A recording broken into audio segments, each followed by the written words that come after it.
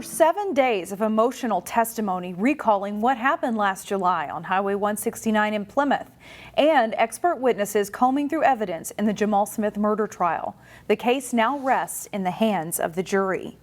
Closing arguments began Tuesday in the Jamal Smith murder trial. Smith is accused of killing youth baseball coach Jay Bouton while driving on Highway 169 last summer.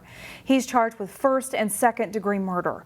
CCX News reporter Sarah Tamer has more from inside of the courtroom. The jury received the case Tuesday for 12 jurors to begin deliberating. In closing arguments Tuesday, the state started first and argued that there is enough evidence Jamal Smith is the one who fired the fatal shot that killed Jay Bouton on Highway 169 last year. Prosecutor Dan Allard argued between gunshot residue, jail calls, witness testimonies, and more, those all serve as evidence that Jamal Smith is the shooter. The defense argues otherwise, claiming the bulk of this case is an attack on Smith's character and that the state has zero evidence Jamal fired the shot or assisted someone else in the car to do so. If found guilty on first-degree murder in Bouton's death, Smith faces life in prison without parole. Reporting in Minneapolis, Sarah Tamer, CCX News. Brooklyn Park Police are investigating a case of shots fired outside of an apartment near Edinburgh, USA golf course. Police received a report of gunshots in the 8600 block of Edinburgh Crossing around 7:30 Monday night. A 911 caller also reported hearing screaming from the pool area of the apartment complex. When officers arrived, they learned two groups of people had exchanged gunfire before leaving the scene. Police collected evidence of gunshots. No one was injured, though. As of Tuesday, no arrests have been made. Many people are flocking to area pools to try to beat this week's heat wave. Lifeguards at Crystal Cove Aquatic Center are taking several precautions to stay safe and cool during the hot temperatures. They are encouraged to get in the pool themselves to cool off, as well as trying to stay in the shade. Staff members say lifeguards also take more safety breaks during the excessive heat. When it comes to heat exhaustion, we're always encouraging staff to drink lots of water and to really stay in the shade. But if they start to feel ill at all, we have a procedure that they just follow and let us know right away. Lifeguards also rotate being outside and inside when it's this hot.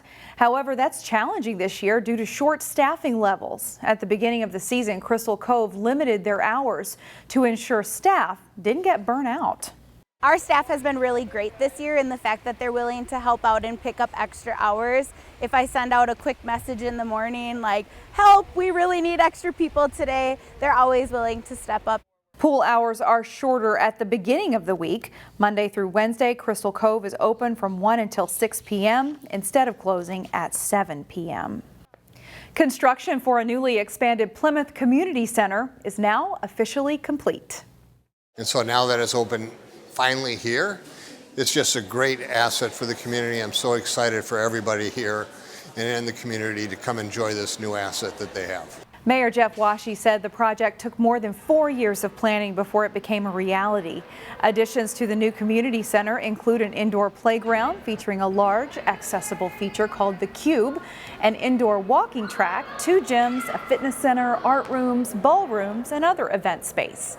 The $50 million project was paid for through the city issuing bonds as well as receiving $5 million in state funds and implementing a city lodging tax. And those are visitors who are coming to our community, who are staying in our hotels, coming to weddings or conferences or events here. One part of the project that helped the city, timeliness. The city council backed the project 2 years ago, a time when interest rates and construction costs were a lot lower than they are today. The decision ended up saving the city about $12 million in construction costs alone, as well as millions of dollars in interest. A popular Maple Grove brewery has a tasty new addition to its outdoor patio. In this week's edition of Takeout Tuesday, Delane Cleveland takes us to Omni Brewing Company, which has a new food truck on site, courtesy of a partnership with the Minnesota Farmers Union. We're the only restaurant that's wholly owned by the Minnesota Farmers Union. There are few things in life that pair better than burgers and a cold beer. Definitely, absolutely. Visitors to Omni Brewing Company in Maple Grove didn't have to travel far to fulfill that classic craving. We're just doing everything we can to bring good, tasty food out to the people hanging out here at Omni. Hadley McGrath manages the Farmer's Kitchen and Bar food truck. It's a very good way to be mobile while spreading that mission of local food that we're going for and the farm to table. The restaurant struck up a partnership to be Omni's resident food truck through the end of October and possibly beyond. Any brewery will tell you people will come and drink more beer if they have food to kind of keep them going, and it's definitely mutually beneficial for all of us. Beer lovers can enjoy a menu consisting of things like burgers, sandwiches, cheese curds, and fries. It all may sound like typical bar food.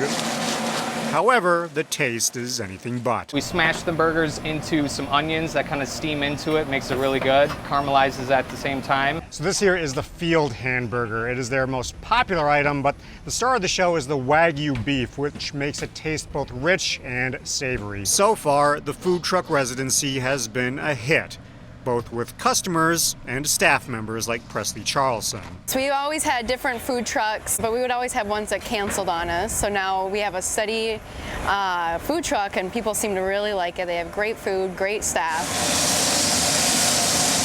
Great food, cold drinks, and enough activities on site to keep people entertained. It's the perfect recipe for a summer night in Minnesota. I think we're both happy, and we've been busy, so I hope that we keep this partnership going. In Maple Grove, Delane Cleveland, CCX News. The Farmer's Kitchen and Bar food truck will take a brief hiatus from Omni Brewing in August to set up shop down at the State Fair. For more on this story and others, make sure you check out our website, ccxmedia.org.